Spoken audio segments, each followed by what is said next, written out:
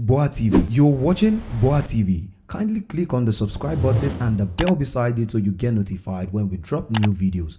Thank you.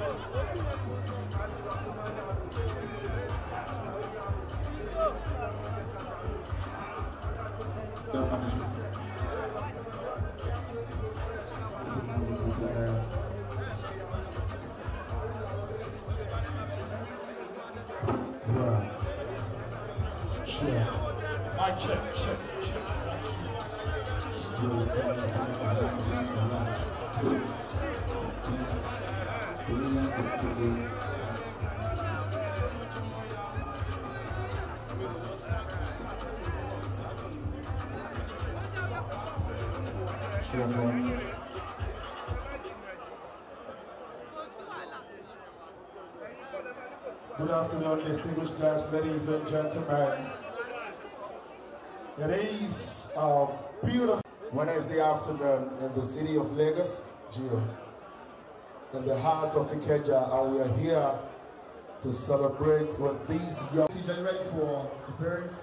Let's do this real quick so that we can move on. Thank you.